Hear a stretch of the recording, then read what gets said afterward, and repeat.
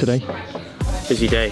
Is it? Busy day. It's a full day schedule today. More people joined today as well. I think Germany flew in at 4 a.m. this morning. Why aren't you in there? To have this kind of like EMEA offsite in London. This is going to be the proper start of our EMEA integration, which I'm really excited for because there's some huge opportunities out there. Did you meet them yesterday? I met them yesterday. Did you? Oh wow. I'm surprised they've come back. Thank you very much. These are people that have run traditionally the Inca business in these markets. So we're trying to integrate them very clearly into the goat business for them to understand the culture, the attitudes, the mentality that we're trying to bring as a goat business. Now we have a better understanding at WPP and how it all works. Now it's time to really get that buy-in from the rest of the global team. Someone say we're cooking on gas. Who are those people that say that? Mainly Harry, he's quite lame. Okay. And it's also great to see a busy office outside of that as well. It's not just busy, it's teeming.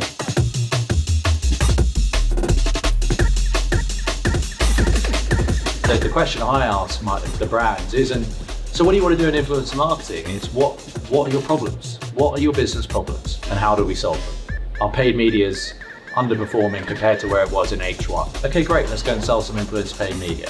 We've got a sentiment problem around this product, right? I want to understand what's the client problem, and then how can we think about how to use influencers to drive audiences to solve their problem. Is this backstage? We're basically representing each team, so we're meeting with the EMEA leaders, and then each of us running through what our department does, the benefits of it, the scale that we can work at. So obviously I'm strat, creative, design, campaigns, so yeah, and then paid.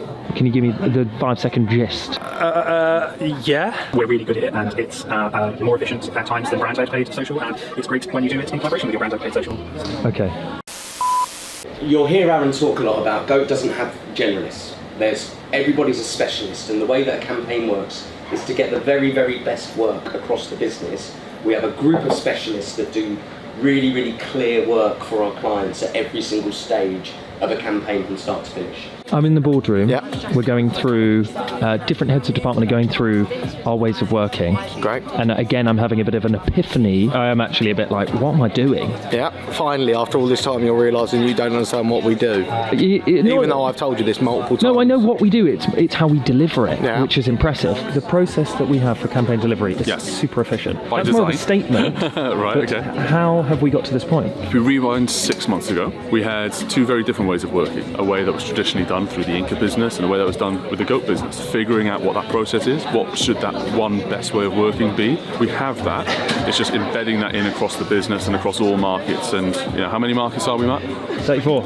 Excellent. How do we do that at scale across all those markets? That's where we are at the moment. Surely this is just job done now. Yeah, but if you think about it, in this space especially, next week there'll be a new platform or a new format. So we need to constantly change the way that we work, change what we offer, what our value proposition is, how we operate, and that all has to be underpinned by the right training for the right people to make sure that we are continuing to deliver in that seamless way, because you can't scale otherwise. You have to have that consistency to be able to scale. The whole Taylor Swift stuff is going on right now. Have you seen this? No. Haven't you? Amazing story. Come and have a look at this. If I go on X and I go to the NFL profile, it's changed its bio to NFL Taylor's version, and the cover photo is Taylor Swift with Travis Kelce's mum. Travis Kelce, one of the most well-known American football stars, he's a massive Taylor Swift fan. He's going to go to the Taylor Swift concert in Arrowhead, which is the Kansas City Chiefs, the team that he plays for, stadium, and he didn't get to meet her.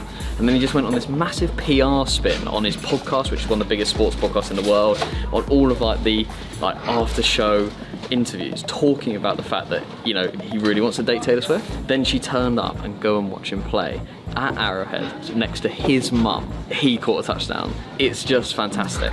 But it literally has taken over the internet. What's interesting for me is how the NFL as rights holders really look to sort of squeeze every little bit out of it they can. So on Sunday night, 7 of their last 10 TikToks were about Taylor Swift. So it just proves that these brands, and they are now, we're in an area where these brands are so agile. If a brand as old school as the NFL can be that agile and react that quickly, why can't you? I also woke up to a LinkedIn post today. Go Hong Kong. Hong Kong. How cool is that? These things just happen now. I woke up 4 weeks ago, bang, Australia.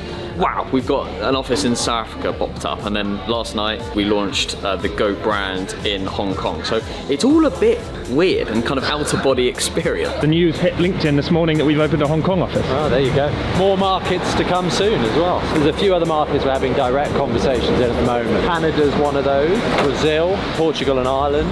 I think Brazil and Canada, I've never been to either, so I would love to go there. You've never been to Canada? Is that Trudeau?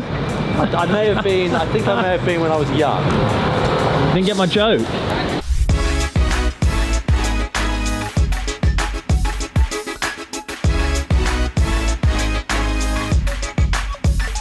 You call that a half glass? Wait, hold on. It's a glass 3/4 full, isn't it? Don't drink my water, you fucker. What would you call that? Well, what would you call that? Half glass full, half glass empty. Oh, that was too much water.